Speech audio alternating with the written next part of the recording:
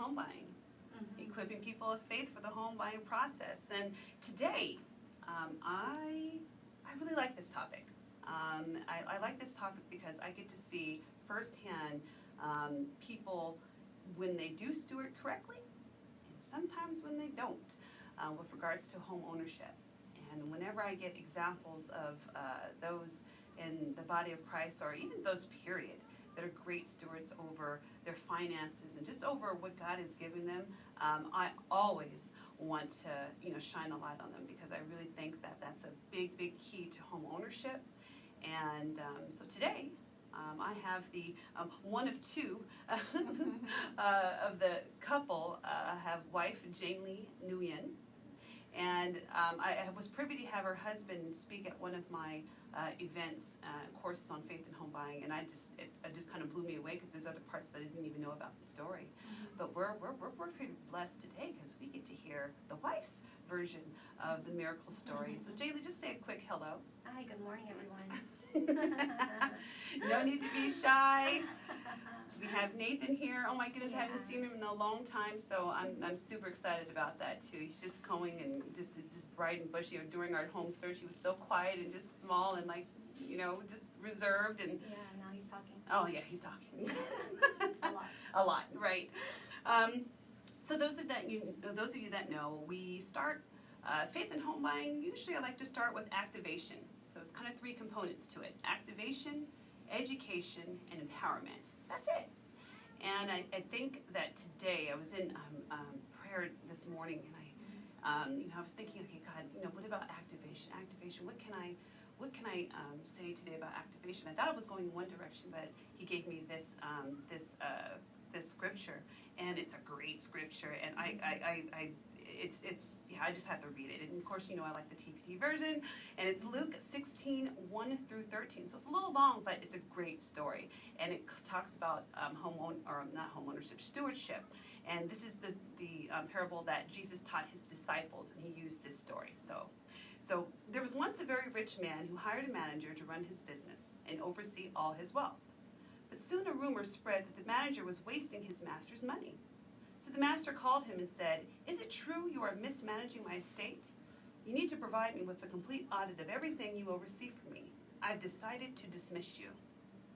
The manager thought, "Now what am I going to do? I'm finished here. I can't hide what I've done, and I'm too proud to beg to get my job back. I have an idea that will secure my future. It will win me favor and secure friends who can take care of me and help me when I get fired." So the dishonest manager hatched his scheme. He went to everyone who owed his master money one by one, and he asked them, "How much do you owe my master?" One debtor owed $20,000, so he said to him, "Let me see your bill. Pay me now and we'll settle for 20% less." The clever manager scratched out the original amount owed and reduced it by 20%. And to another who owed $200,000, he said, "Pay me now and we'll reduce your bill by 50%. And the clever manager scratched out the original amount owed and reduced it by half. Even though his master was defrauded, when he found out about the shrewd way his manager had feathered his own nest, he congratulated the clever scoundrel for what he'd done to lay up for his future needs. Jesus continued, "Remember this: the sons of darkness are more shrewd than the sons of light in their interactions with others." Verse 9. It is important that you see the wealth of this world to demonstrate your friendship with God by winning friends and blessing others. Then when this world fails and falls apart, your generosity will provide you with an eternal reward. Verse 10. The one who manages the little he has been given with faithfulness and integrity will be promoted and trusted with greater responsibilities. But those who cheat with the little that they have been given would not be considered trustworthy to receive more. If you have not handled the riches of this world with integrity, why should you be trusted with the eternal treasures of the spiritual world? And if you've not been proven faithful for what belongs to another, why should you be given wealth of your own? Verse 13. It is impossible for a person to serve two masters at the same time. You will be forced to love one and reject the other. One master will be despised and the other will have your loyal devotion. It is no different with God. and the wealth of this world. You must enthusiastically love one and definitely reject the other. And so, in reading this, and in particular, a lot of people think, well, I'm not a Christian. I have money and I can do things, and a lot of people that I do know, even with getting money and just even with home ownership, the ways and means in which they went to go get it, it's not in the best interest of those that know, how, And a lot of people think that, well, they got it. They can get over on people. They can get over on the world and everybody else. But really, do they? Because God knows everything.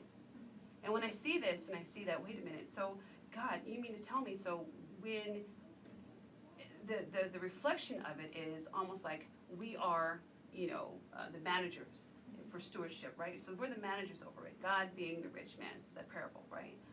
And then I'm looking at the things that you've given me, the things that you've given me to steward over, whether they be small or whether they be big. How have I been in managing what you've given me? Number one, even when I was single, right?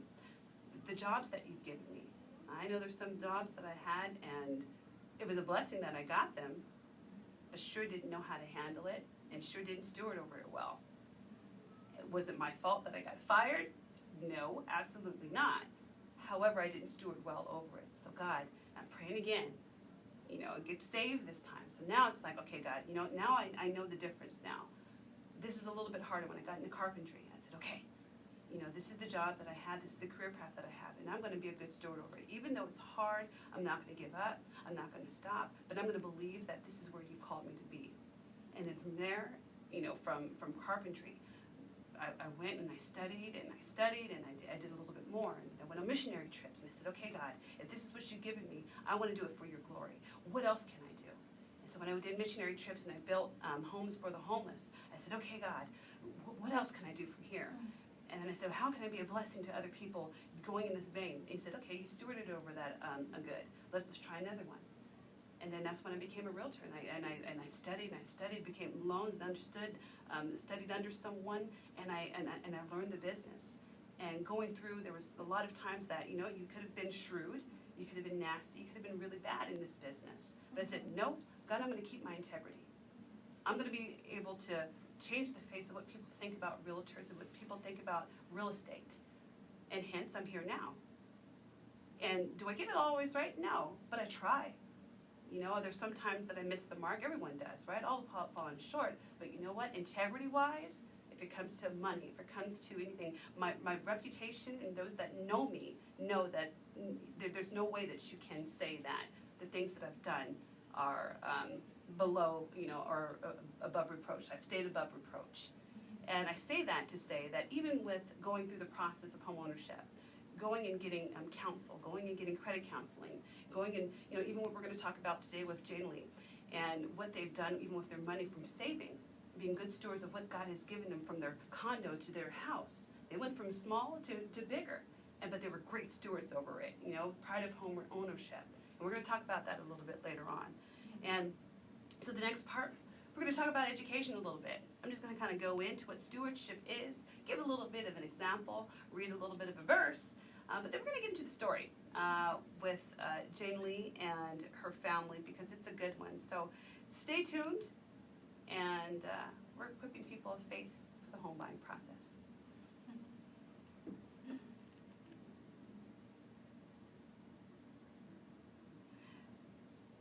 All right, so I added a little bit, a little less now, but I love that story. The story was just, it speaks for itself. Like there's no, but it's the truth. Like I remember, and I was just thinking about it today. I was like, wow, yeah, God. Like I went from one part to another, and to real estate, and they trusted me in this, and now I said, you know what? I get it. I get it. Like it's with our jobs, it's with our children. It's with, even ourselves, our bodies, it's our marriages. It starts off small, not understanding, but if you keep working at it, it grows and grows and gets bigger. Yeah, it's hard at first, but then eventually it gets a little easier by God's grace. Exactly. you know, and I mean that's with our bodies too and our temples. And I've started something. I've started to work out. I have. Slowly but surely, I'm getting back to it. You look good, Tamika. Let me Thanks. peek real quick to see how Nathan's doing. Yep, How absolutely. much time do we have? Is he okay? Vegetables will make him strong. That's so cute. He doesn't like vegetables. Aww. But I force him. So what's the time, Joel? Yep. 10:54. Got it. See, that went pretty quick, right? So I'll probably pull you in on this one and then, you know, have you kind of talk about it, but then you don't have to go into the story now. You can wait until the third one. It's up to you. So But this if you, part is the education. this is the education part, and if you would, please, you know, add to it, add to it, because I know you have things with regards to this that you can add on to it, not a problem. Basically, we're going to be talking about, this is the book I wrote, by the way. I'll give it to you. What's she talking about? Right, so here we go.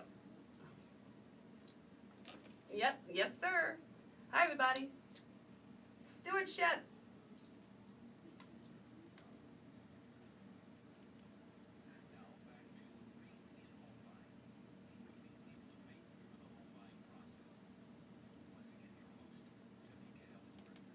All right. Yes, we are equipping people of faith for the home buying process. So I just went through a scripture, Luke 16:1-13. Look, if you didn't hear me read it, you got to go back and read it. And again, I like the TPT version, and that's the one that I read from. But it's just a really great, it speaks for itself, it stands for itself.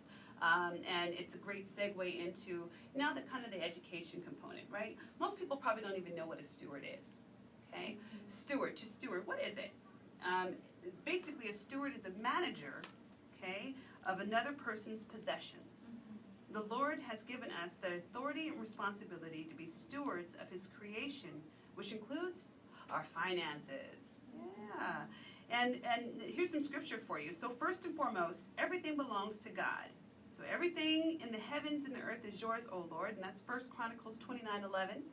Then also the earth is the Lord's and everything in it. Psalms 24:1. And I really think that in order to be faithful and in stewardship, taking steps like correcting your credit, again, as confronting as it is, and I've said this before, is confronting. It really, really is. It's confronting to actually have a mortgage consultant actually look at your assets and say, yay or nay, what you can afford, especially if you thought that, you could afford just far much more, right? And then I've seen that. And I've seen people that go off and don't want to get that part done. They skip that part and just kind of looking at homes. And I'm like, no. You can't do it. So if a realtor ever tells you, no, you need your pre-approval letter before we go and see homes, there's a reason. Right. And the reason is because just to know what is your purchasing power, is what I like to say. Not necessarily what you can afford, but what is your purchasing power. And if we're all looking at $1 million homes, and we really need to be looking at $500,000 homes, then why would we want to waste time, right? And why would we want to just kind of look a little bit further than, that's probably down the line, but it's not right now. And that's okay too. But it's also too, looking at different loan programs, right? It's also too your search for a realtor or a lender. It's making sure that am I making the right decisions? Am I asking the right questions and going to the right counsel so that you can get those questions answered? So because if you don't know, who should I trust? Who should I, talk to? Who should I, trust, my loan to? Because again, when you're looking at a team of individuals, your realtor, your mortgage consultant, and even your title company too, you have to make sure that they're all working for you and they're working for your best interest and for your best benefit, right? But then also as well that you don't hide anything, especially with your mortgage consultant. If you're a realtor, there's certain things you don't have to say, but with your mortgage consultant, your loan officer, you got to make sure that you let them know. And I've kind of talked about that too in my 10 commandments, my 10 loan commandments, to make sure you don't omit liabilities or debts or things because it can hurt you in the long run. And it's just again being a good steward over what you have. If you have child support payment that you need to pay, make sure you write it down. And be honest about it. If you have things like to learn about home ownership. There's some programs that require you to go into classes and such, which I think is great.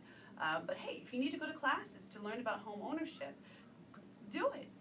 They have a lot of information on the internet, that's true. However, if you have the ability to be around people who have wise counsel, and hopefully are people of faith, that can help you in that direction, well, then you go in and you talk with them. And it doesn't cost you anything, it just doesn't. However, you can get enlightened and probably understand more things than you really thought. And I think most people discover areas in which they have not been faithful, and they lead to incorrect decisions and painful consequences. And I want to say, don't be discouraged about that. A lot of times, we've done it. I've talked about the situation with my husband and I. We thought we were good stewards over it, but the market did what it did, and because we were good stewards over it and making a decision, sometimes you can't help that, what's going to happen. We made that decision, but because we were good stewards over what God has given us in our small amount, it didn't affect us as bad as it could have. And that I'm forever thankful for, because of the fact of, stewarding over our credit cards, debt, that kind of thing. We kept it all, low, and we pay things off and do what we were supposed to do. But that was the one thing that we couldn't shake. But that's okay, because it was testimony out of it anyway. God showed up.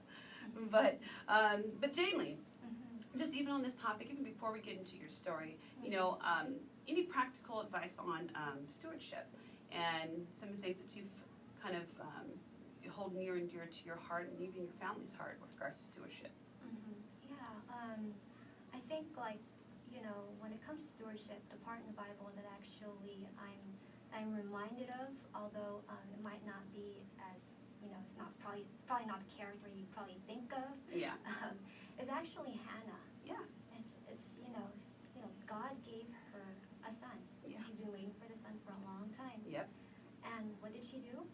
She gave it back to God. Yep. She said, God, here, I give him back to you. Exactly. And so it's taking those things that God's given us and saying, how, God, can I bless you with this?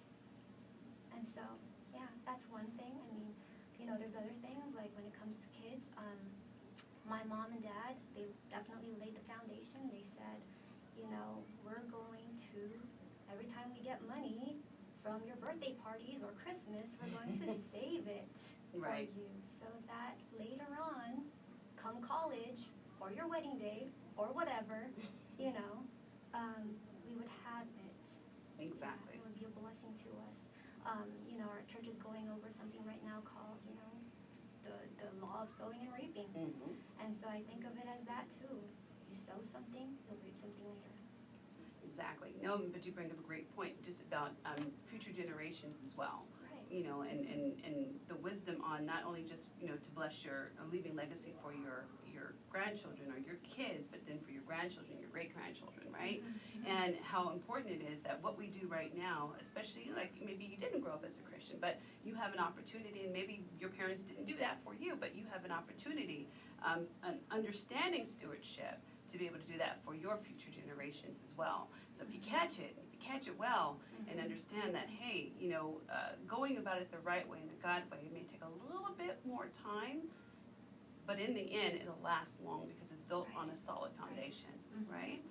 And I think your story is very, very pertinent to that, because what your parents sowed in you at a young age, you continued on in doing it, even with your own sons. And I know we'll talk about that in a little bit. But I just think it's everyone has a story being written, and the beauty is I get to see a lot of times the end results of those stories and how they've been played out. And 9 times out of 10, it's the ones that have the kind of the most miraculous parts to it are the ones that I know have been, stewards, or maybe they're believing for something, and they use a vision, kind of that they're believing for, and they, say, God, we're going to sow into this vision because we know that, what you have for us is bigger than this, and, whether it's money or it's time, but they're very generous individuals, generous in saying that, it's not about what I can get, but what I can give, and I think that has to do a lot with stewardship too. Like, how can I best take what you have, not even just really take, but have what it is and multiply it and make it better when it's returned to you. Right. What can I do in order to return it better to you? That I've actually taken the time. When God says with a career or with our work or even motherhood, right? What have I done in order to make it better than when I first got it? Like when you get a car, right? And maybe you borrow someone's car, and stewardship is, even though it's not mine per se, when you get it back, I'm going to make sure that the gas is filled and that it's clean and that it's washed, and I'm going to give it to you better than what you've given it to me. I'm going to do that. And that's just even with homeownership, right? Even renting in a home, and I look at that too, because God looks at that, you guys. Think about it. If you are renting a property or a home, and you're not taking care of it, grass being cut, the landscaping, the inside of the home is a disarray. Kids, we all have them, but still not respecting, the furniture of the home. And then asking God, well, I want my own. And having a hard time in getting in and praying, and God's like, are you faithful with the little? And I've seen that before too, and even with our own self. And my husband and I, we had a yard. We didn't really do what we should have done, and so now we don't have one. Now husband wants one, but I had to remind him, I'm serious, I'm being honest. I said, we weren't good stewards of it when we had it. When we had a yard, we didn't want to cut the grass. Sorry, husband. But now we understand that, no, Lord, we're going to be good stewards over the next time we have it. It'll be cut. We will make sure that what we have, what you've given us, we're going to give it back even better. And we're going to steward over it even more. And so we're going to come into our next segment, and we're going to empower people. So hopefully, we had a little activation, had a little education, on stewardship, but we're going to be empowered. And Jane Lee, when she comes back, she's going to talk about her story. And I'm just going to let you kind of go. And I think you have some amazing things to say. And someone's going to catch this. Someone's really going to catch it. Stay tuned. Faith in Home Buying, equipping people of faith for the home buying process. See, you did good. What are you talking about? You didn't go blank. You went blank. No, it happens. But then, when it comes to God, it's different. There you go. But, I'm just holding on to God. God, continue to help me. There you go. Boom.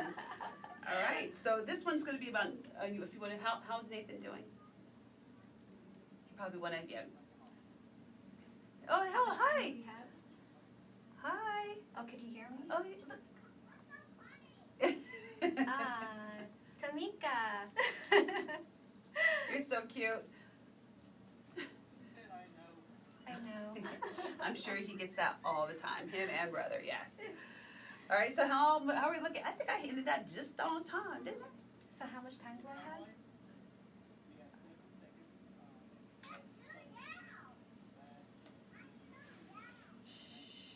9:52? Okay. So hold on, 9:52. Hope you guys are getting this. This is some good stuff. Now we're going into the story, and it's really good. So what is it? 9? You said 9 what? 9:52. 9:52. Boom. All right. So yeah, that's how much time you have on the first segment. So the first part, kind of maybe setting up the whole stewardship, and then the last segment, which is a little bit longer, about 10 minutes, 50 seconds. We talk about basically the home hunt, kind of the second half leading up to. So now we're ready to purchase. Okay. Yeah. You good? Sorry, did you say? You good? Yeah, so you said this part's going to be about my testimony. Exactly. The first part of the testimony. You might not get into the home hunt quite yet. That's okay. We can leave that for the second half. But this part is like the setup. So you got a whole 9 minutes to talk about the setup. Okay. Is there any questions that you have? Of course. In particular detail, then I'll definitely answer those. Yeah, no worries. But it's all talk as much as you want. Okay. All right. All right. Let's do it. So Hi, husband. I talked about the stewardship of the yard.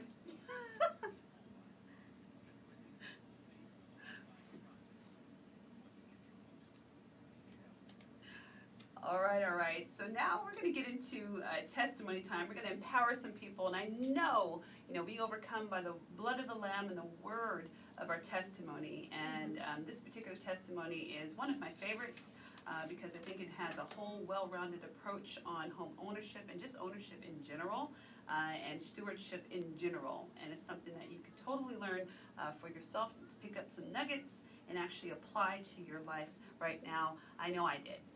So Janely? Hi. Hi. Hello.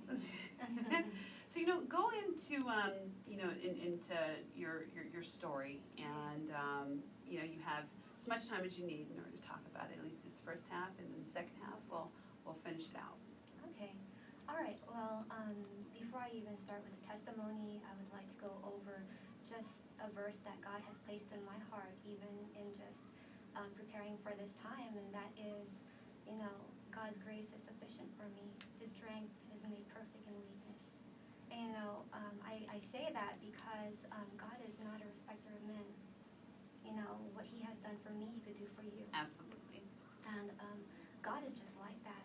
And in this journey, I thought about it, and many people think that, oh, that big house, that's not for me, or having a home is not for me. I'm not in position to have that. But I say, the contrary. I say God is in the business of giving you the desires of your heart. As long as you're faithfully serving Him, faithfully sowing to His kingdom, being there, saying, God, what can I do for you? Not grudgingly, of course, but out of just that joy and delight in God. And, God says in His word, if you delight in me, then I will give you the desires of your heart. And so, in just that alone, I'm not special. I'm not better than anyone else. I just know that I'm a child of God, and He is here to give things that I desire in my heart.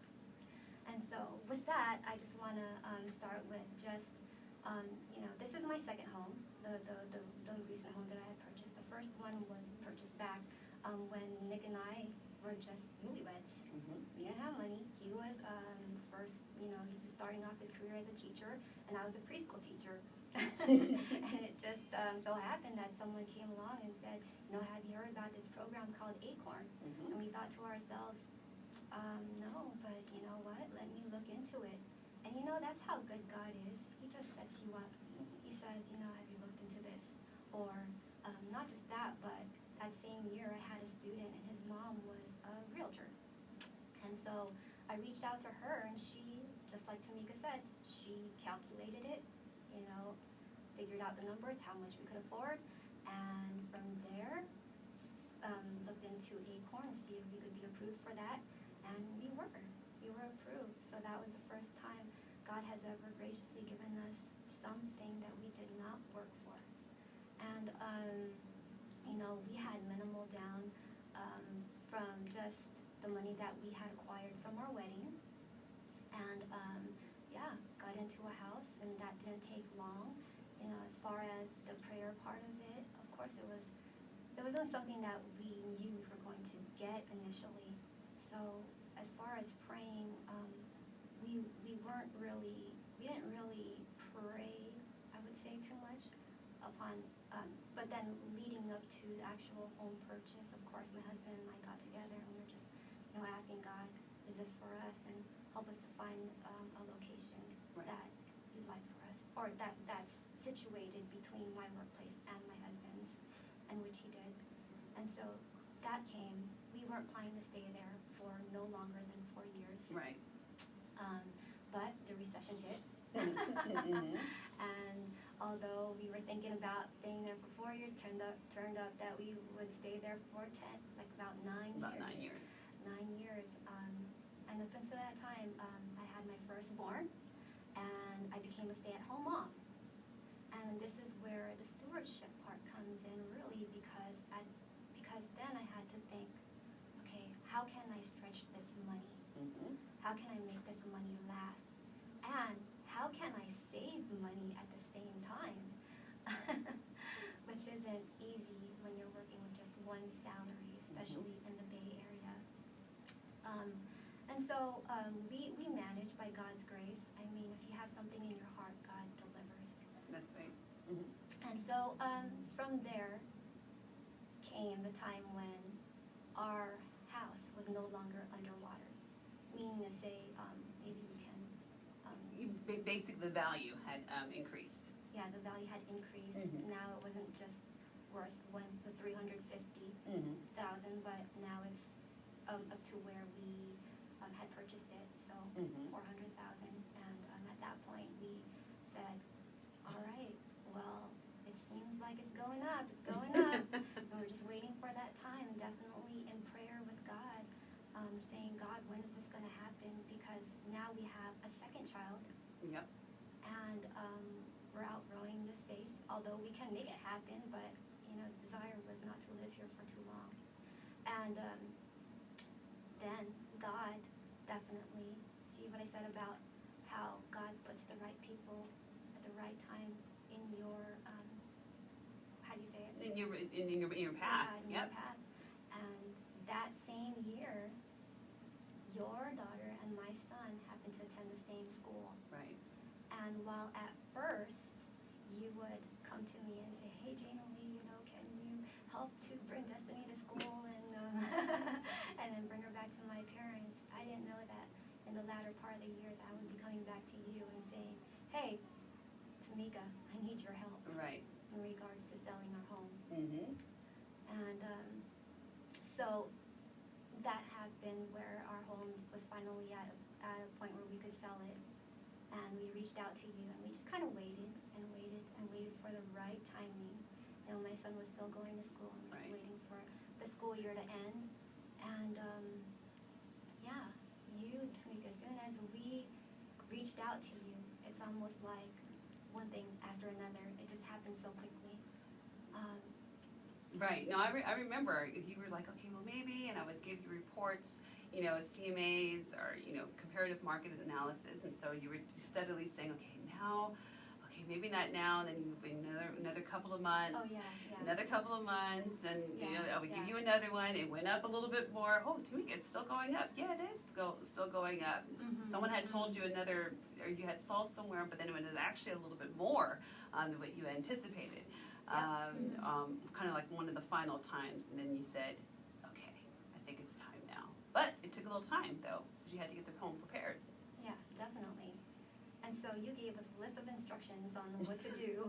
You came in and said, maybe change this, change that. And we listened to you.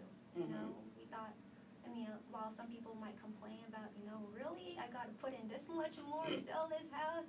But, we said, you're the realtor. You know what you're doing. You've been doing this for a while already. And so that's what we did. We sowed into that property, and we actually reaped more than what we thought we would get back. Absolutely, and that's again with even stewardship of the transferring of a home, right? And those of you that are, it was a 2-bedroom, 2-bath home, cute condo, and I tell people too, like when you're leaving something, it's still the stewardship aspect, giving it hopefully maybe a little bit better than what you've received it, if you can, if it's in the budget and you can actually do that, and that was a blessing in and of itself because you did end up doing that. And you were able to give it to a couple, and a lot of the work had been done. Again, it was pride of ownership, but it was also pride of knowing that of stewardship. I am a good steward. You're going to get something that's not junk, because God doesn't do that to us, right? But you're going to get something actually worth value. Nothing's going to be all new, but at least it's going to be something that you can work with. Right. Yeah.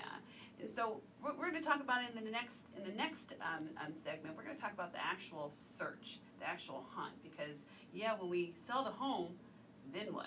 We sell the home, Tamika, but then what?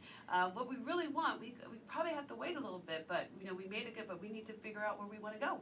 Right.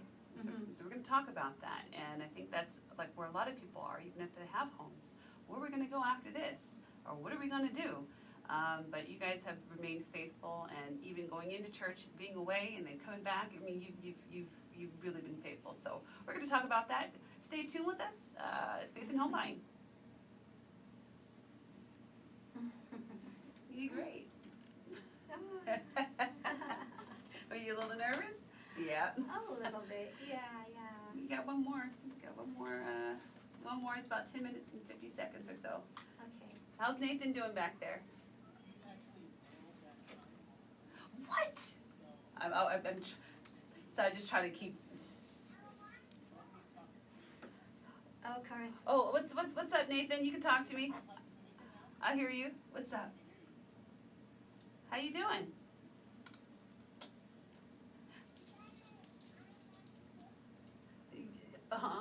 He just says, excuse me. Oh, hi. You're just the cutest thing. I keep having to tell you. You're just so cute. You're funny, Nathan. You're funny. Okay. It's probably a joy for him. Oh, yeah. You know, you're big. We got to take a picture where you're over there. What? He turned down the dog? He's definitely talking a lot more. Oh yeah, no, he's a ham. Oh, love it. All right, so the last part, 10 minutes 50 seconds. So I'm going to set it up, and then you can go throughout the process. And Is this the last part? This is the last part. This is it. That's it. Okay. All right. So it's the last part, and ultimately it's just talking about now the home is sold, and I'll set it up for you. And just talking about that experience, because that was a big thing, you know, leaving schools and having to go to San Francisco for a little bit, and then the journey back from there, I think it was about a year, wasn't it? A year or two? Almost 2 years. Almost 2 years. Almost 2 years of remaining faithful, though, but knowing that this is not our end. We're you know, and I think that's important for people to know. You can have a process, but know that this is not the end result. You know, God has something else for us, and we're going to keep holding on and believing that. As a couple, as a married couple, as just what He has for us. So it's that kind of component and letting people know, because there's a lot of people in that position. They're kind of in a holding pattern, like, well, what do I do? And I think this is going to give them some insight on when you say, okay, God, not your will, but my will, not my will, but your will be done. And so where do you want me? And I always tell clients this, where do you want me? Yeah. Because we're going to talk about that. I think we're ready to go. And if I finish sooner? No, then I'll go into, you know, kind of the realtor part on what we had seen. But we're going to be okay. Is it fine? You're going to be fine. I'm just On the wondering. time. I don't know. I'm You'll just be talking fine. and I'm thinking. You're going to be okay. Just keep talking. Again, if you go all the way, and you just give me 30 seconds if you're going to go all the way and take the whole 10. Don't worry about it. You'll be fine. Okay. All right. We're ready to go.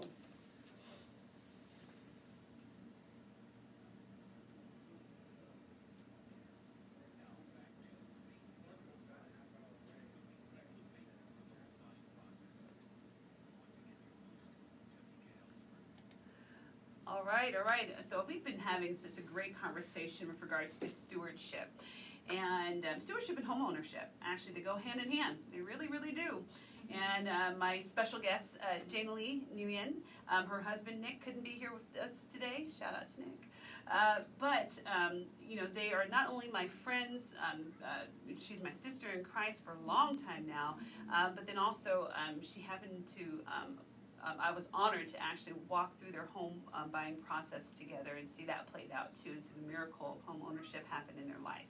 And so now we're just kind of we've already talked about a little bit about stewardship, and just in case you missed it, it was a great verse in Luke 16, 1 through 3, talked a little bit about stewardship, and man, it was just such a great verse on the manager and how we're managers of things that God gives us, and if we're faithful in the little, He'll give us more, and just even how small as it is, if we remain faithful, He will increase it, and that's the truth.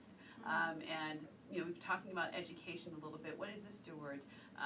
Talking a little bit more about stewardship, giving a little bit more examples. But now we're in the empowerment section where Jane Lee's going to talk a little bit more about after the sale of the property.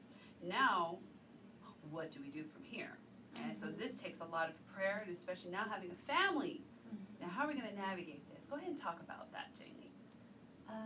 So a lot of it was just being in unity with Nick, my husband. Just making sure that we were on the same page. And when it came to selling our home, we felt like, the best thing for us right now is to move in with my parents in San Francisco to a home that's fully paid for. Not because we, like smooching off mom and dad, but because we really didn't have the money for a down payment. And my parents are the type to be like, our space is open to you guys. What's ours is yours. Right.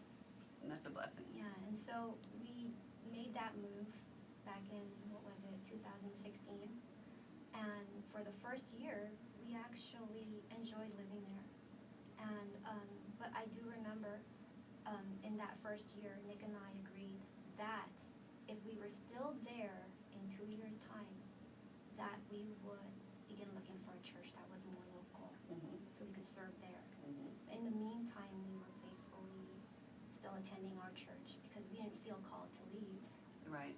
And then my husband at that time, he was also still teaching at the school that he works for in San Jose, which meant that he would wake up while it was still dark and come home when it was dark. Right. He And commuted. eventually, that second year comes around, and we started to feel the toll on our family, and we just felt like this is not where we should be. Right. It was just that feeling, and I began to pray to God. I would tell God, just in conversations with him, Lord, if you want us in San Jose, then you have to make a way. Right. Because I see the prices in San Jose, and we can't afford it. And not just that, but when we had sold our condo, a house that Nick had rented in San Jose, which was a 3-bedroom, 2-bath house, maybe about 1,100 square feet, similar to our house right now, that sold for $1.4 million. Right.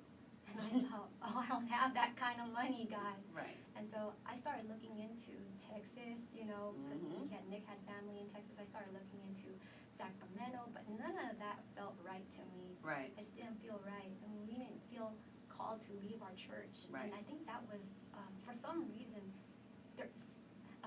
work was secondary to church. It just felt that way. And so I started just asking God, and what happened? It just so happened that 2 years' time came, roughly around 2 years' time came. Right.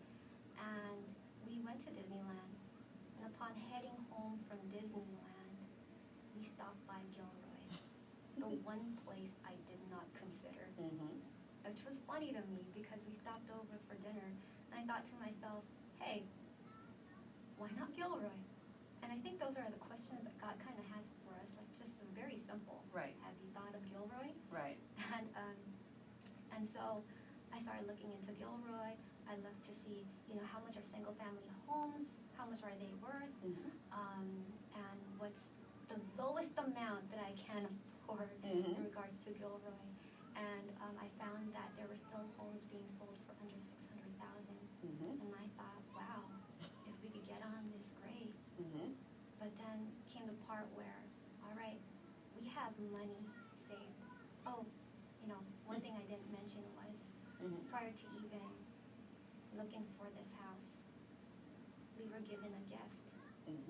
We were given a gift from a family member, and that family, it came out of nowhere, and it was actually a significant amount. And they had inherited it from my grandmother, who passed away several years back. And so we were given that gift, and of course for me it's like, wow, we're undeserving of this. But thank you. So we received that gift, and when it came to buying a house, we still didn't have the right amount of money to complete the down payment. But that's when the part of me where, just the humbling side of me, just to humble myself and come to my mom for the rest of the money Mhm. came. Mhm. And this part is kind of hard for me to talk about because when it comes to asking for things, it's not something that I do. Yeah. It's not something that I like to do. But then, several years back when we lived in a condo, my mom would say, go look for a house. Go look for a house. Mhm. And I would tell her, no, mom, we can do it on our own. Yeah. And I would try to do it on our own, Yeah. We would try, and we just felt like, you know what, this is going to take a long time. Right. So I came to my mom, said, Mom, we're looking for a house. And that's when she opened up and said, how much? Mhm. Because she was willing to give it to us. Mhm. And I felt like, for the longest time, just, I'm so undeserving of this. Mhm. And it wasn't something that I was willing to talk about because, when it came to something that you didn't work for, Right. sometimes people feel like, oh, no, that's not from God. Right. But then at the same time, I think about, how every good and perfect gift is from above. That's right. And it goes back to what you said. Everything on this earth belongs to God. And it made it more easier for me to receive that money. Mhm. And thinking about that, but not just that, but thinking about who that money was going to. Right. It wasn't just me, it was to my kids, Right. and it was to my children's children. Right. It's something that I can actually pass down. And although that house was mine, my mom and dad were more than welcome to live in it. Right. But, so yeah, that was just how it went. From there, we contacted you. I Mhm. think when we had gone to Gilroy that initial time, Mhm. I don't know how long it took, but we jumped on the ball. We said, Tamika, can you look into this for us? I was like, Gilroy. Yeah. We looked, and you know what? It was perfect because it was only 30 minutes away from my husband's workplace. Mhm. And so you looked into it, and honestly, that's all I wanted at that point. Can you look into this? Yep. And it just got the ball rolling.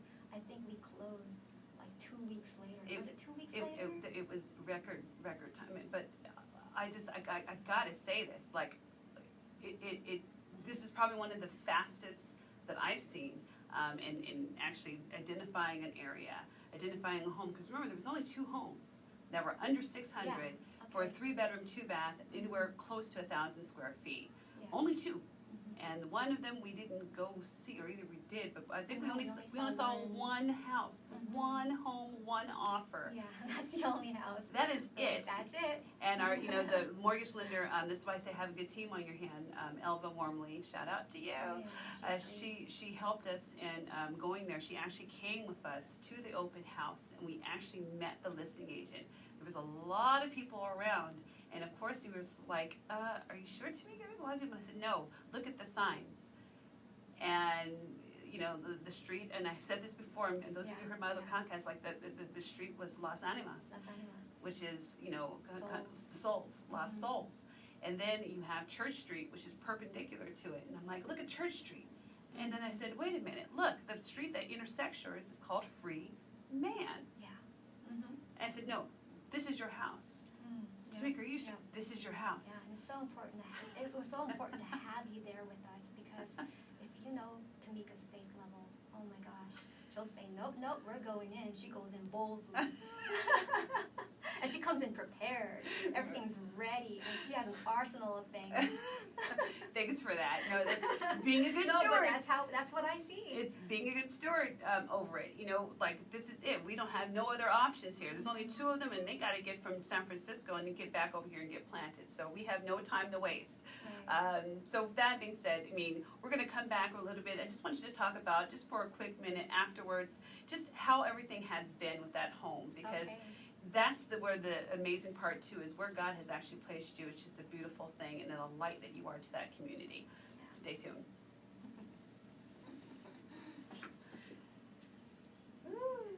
Yes, see? Oh, praise God. God is good. Tamika. You got it out, you got Praise it out. God. All right, so the last one. Now I have to hit this one on time. So on this one, it's a short, we're going to talk, this is the how long close. is it? 5 minutes, 15 seconds. Or 5 minutes what? 5:15. 5:15. So on this one, oh, Okay, that's right, Nathan. Nathan. Good job. I think you can do for an internship. I know. Little kid internship. He likes to talk. Shoot, tell radios. Like I'm not. I keep saying I am not the longest talker. I'm just not. And Neither am I. I'm really not. And I so know. as Joel's heard me say several times, I've had to stretch. Just who I am. It's not like I don't have it in me. It's just like no, Yeah, it's short, in there. sweet. That's it. This is the thing. This is it. That's it. Exactly. And to go into detail a little bit more, that's pulling it out, Okay, yes, I am talking. Yes, I am talking. Yes. He's so cute. Do they hear everything in He's there? just so cute, man. Yeah, he does. He hears everything. He hears He everything. hears Okay. everything. So in this one, let's take about a minute or so. I'm going to set it up, at the very end part, and talking about. So I'm going to say, when we finally got the house again, it was like lightning fast how we got it again by the grace of God. When favor is there, anyways, the favor of God supersedes everything that you could possibly do in your human efforts. And that being said, I found out that the person that actually sold the home was a Christian, and they were praying for someone to take over their home that could take care of it because it was their first home and they had moved up to a bigger home. I forgot, but now that you're mentioning it, I do remember it. Yes, and we saw the cross and say, okay, what should we do in our letter? Should we talk about it? Yeah, actually, yeah, we're going to say everything and just put it out there. So that's what I'm going to talk about, just kind of in the recap of things, and then just explain how, and I'll feed you the question. How is everything now in your neighborhood? Like, how is your house? It's been, how long has it been? It's been 2 years, about 2 years now. So, yeah. All right. All right. People in there, hi, whoever. Hi, Robert Brown. Yeah, we're ready to roll. Let's do it. Oh, trust. Yes, some trust in the computer. Uh-oh.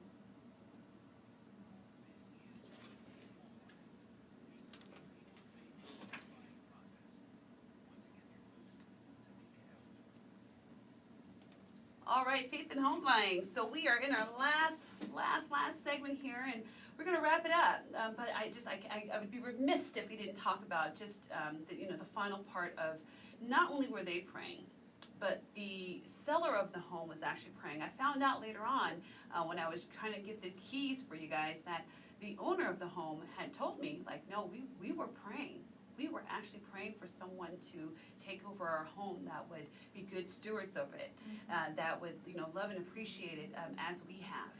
And they moved on. They were still in Gilroy, but they not too far from there actually, and they moved into a newer home, had it being built. So it's probably an Edmund move. I don't know.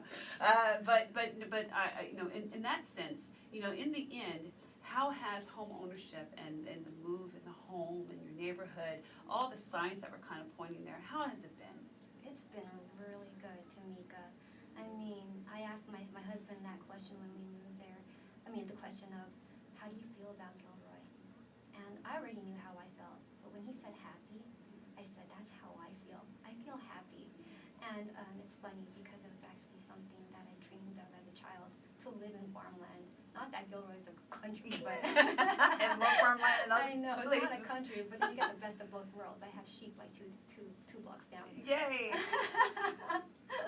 But it's been wonderful, including our neighbors. Our neighbors, both of them are Christian. Not that we knew that ahead of time, but then they've been wonderful, and they've helped us out so many times. I mean, I could tell you so much, but then I would go over 3 minutes. But that's okay. But that just goes to show, like, you never know on the other end of things what's happening, right? And I tell people too, like, we wrote a letter, and they were like, Tamika, but what are we going to write with our letter? I said, just be truthful. This is who you are, and this is why you want the home. And I, with all my clients and other realtors, I tell you to do the same if you aren't doing it. Some would shy away from it, but no.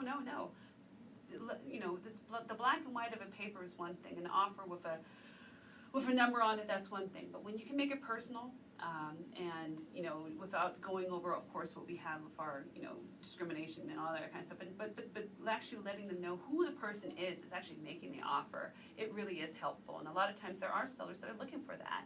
And hey, if I could give my clients a leg up on that, I'm going to do it. And was it the largest offer? No, it wasn't. But it was it was the cleanest. It was what was needed at the time, and we had the terms, and we had the favor of God. And so thank you very much, Jane Lee, for your story, and I really appreciate it. And I have to come over and visit me and Gilroy. I've been there. Playdate, exactly, and because our kids are like a lot older now. Oh my gosh, it's gonna be fun. But hey, wrapping up, wow, what a story, and I'm so blessed to be on the receiving end of these stories and to see them play out in front of me. And I know I've said it again and I've said it before, but I'll just continue to say it, and I continue to boast on God. I'm so thankful that I get to be a part of these, and seeing these type of stories and seeing those that walk it through greatly increases my faith. So therefore what? So I can have the faith for other people. Because if I'm with a client that has no faith and thinking that they can do anything, well, guess what? I got plenty of faith for us because I've seen some things, right? And so that being said, hey, if you're on the fence and thinking that, gosh, is this home ownership thing for me? I want to speak to you. Talk to me. Call me. DM me. My website is TamikaEllsworth.com. You can find me on the KFAX site as well. You can click on the link over there and email me, email me, Tamika@TamikaEllsworth.com. Pretty simple, right? But you know what? If you are saying that, Tamika, I'm good. I have my faith. I want to get the ball rolling. Well, of course I want to work with you, and I want to go on that journey with you. So please give me a call as well, and I'd love to write it in my book that you've gotten a red bow, because we did get a red bow, a red bow, and I call it a red bow magic just because of it's kind of the tagline. People have been saying that to me. I want a red bow. I want a red bow. And I want to give people red bows, but most importantly, I want to let them know that anything and all things are possible through Christ. All things are possible if you believe. And hey, if your realtor is not believing, you probably need to check them and make sure that they're believing with you, because you two need to walk together, agreed, in the same direction, so that God's will can be accomplished in that transaction. And I'm a firm believer of that. And so thank you so much. And hey, I'll catch you on the next time. And remember, we can be listened to on Saturdays at 9 a.m. 1100 KFAX.